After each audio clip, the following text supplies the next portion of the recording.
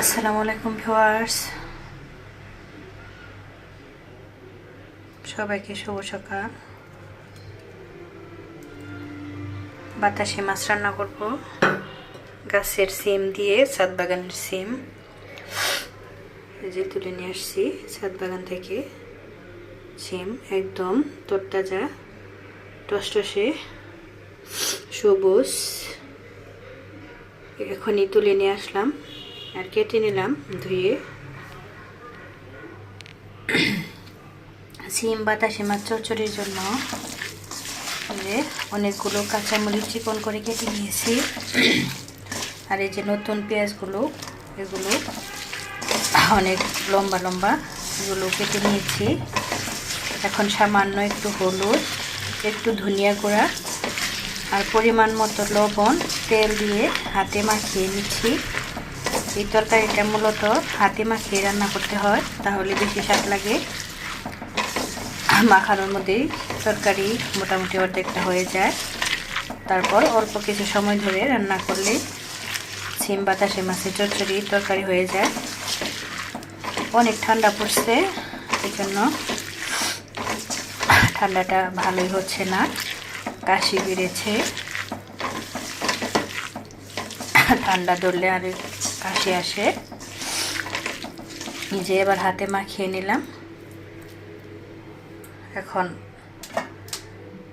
আগে থেকে কেটে রাখা সিমগুলো দিয়ে দিলাম। সিম দিয়েও সুন্দর মতো মাখিয়ে নিব। দেখতে কি যে ভালো লাগে, খেতেও সেরকম স্বাদ।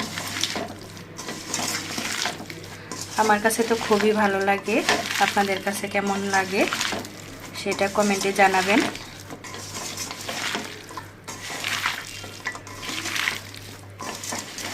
তো মাখিয়ে নিচ্ছি। এখন মাছগুলো দিয়ে দিব।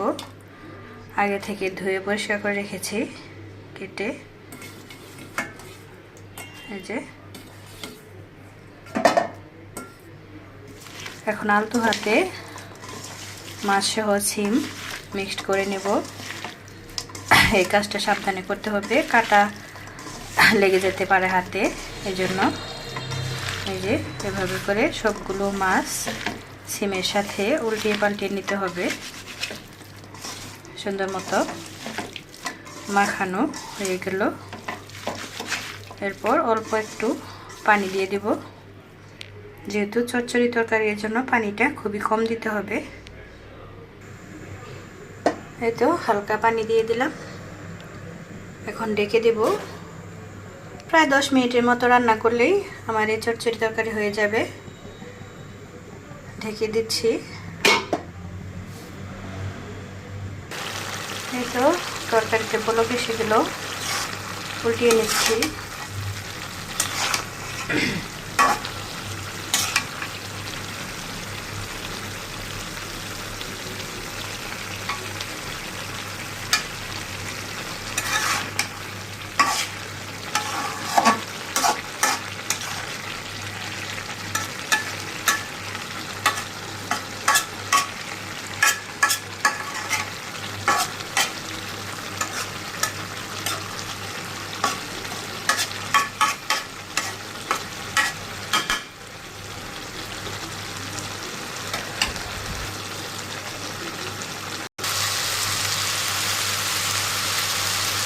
এই তো হয়ে গেল আমার সিম বাতাসে মাছের চচ্চড়ি।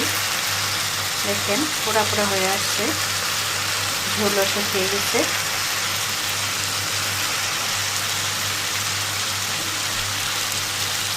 সেন চলে আসছে।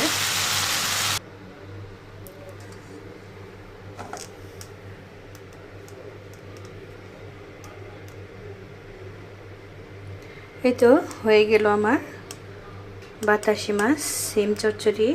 এই সিমগুলো কিন্তু আমি ছাদ বাগান থেকে নিয়ে এসে রান্না করেছি, একদম ফ্রেশ, হাতের টাটকা সবজি। এরকম সবজি খেতে ভালো লাগে। সো ভিউয়ার্স, ভালো থাকবেন সবাই। Thanks for watching. আল্লাহ হাফেজ।